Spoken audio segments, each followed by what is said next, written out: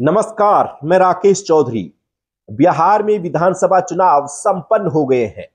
इस बार बिहार की जनता ने इतिहास रच दिया और अब तक जितने भी विधानसभा चुनाव हुए उनमें सबसे ज्यादा वोटिंग हुई।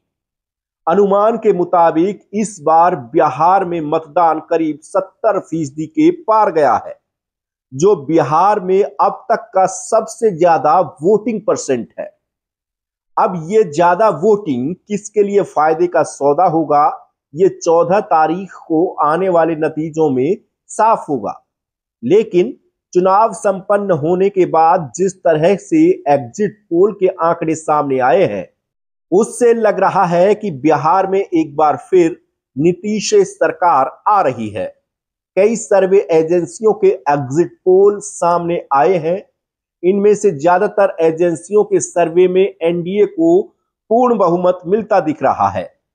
इस बीच एक ऐसा भी एग्जिट पोल सामने आया है जिसने महागठबंधन की उम्मीदों को जिंदा रखा है।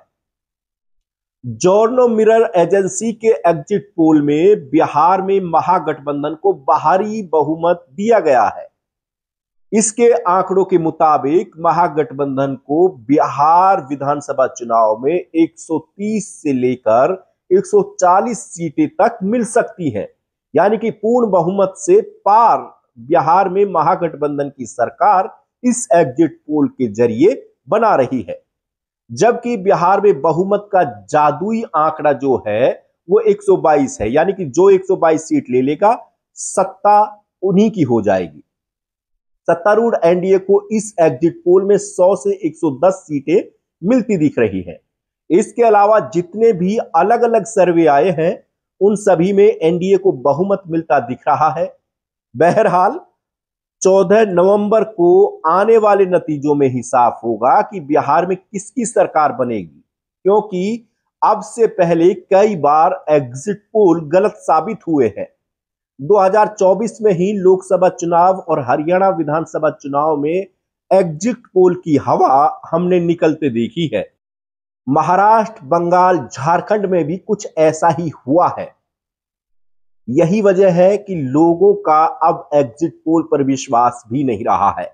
कई विपक्षी पार्टियों ने एग्जिट पोल को लेकर न्यूज चैनलों में होने वाली डिबेट में अपने प्रवक्ता तक भेजने पर रोक लगा रखी है, क्योंकि जब भी एग्जिट पोल आते हैं तो तमाम पार्टियों के प्रवक्ता न्यूज चैनल्स की डिबेट में बैठते हैं और अपना अपना दावा करते हैं। लेकिन जिस तरह के एग्जिट पोल पिछले कुछ सालों से आ रहे हैं, लगातार वो गलत साबित होते रहे हैं। इसलिए कांग्रेस ने जहां सबसे पहले एग्जिट पोल पर अपने प्रवक्ता न्यूज चैनलों पर भेजने से साफ मना कर रखा है। बहरहाल अब बिहार के नतीजों में भी ज्यादा समय नहीं है। 14 नवंबर को नतीजे सामने होंगे। सारा दूध का दूध और पानी का पानी हो जाएगा कि किसकी सरकार बिहार में बनने जा रही है। लेकिन जिस तरह के एग्जिट पोल आए हैं उनमें ज्यादातर एजेंसियों के मुताबिक एनडीए को पूर्ण बहुमत मिल रहा है। वहीं कुछ एक दो ऐसी भी एजेंसियां हैं जिनके एग्जिट पोल के मुताबिक महागठबंधन सत्ता में आ रहा है। अगर दावे की बात करी जाए तो आरजेडी अपने बड़े कॉन्फिडेंस के साथ दावा कर रही है कि इस बार महागठबंधन की सरकार बिहार में आ रही है। लेकिन जिस तरह के एग्जिट पोल आए हैं उससे थोड़ी धड़कनें आरजेडी की भी बढ़ रही होंगी। दूसरी ओर जो एग्जिट पोल निकलकर सामने आए हैं उनसे एनडीए की बाहें खिल रही होंगी।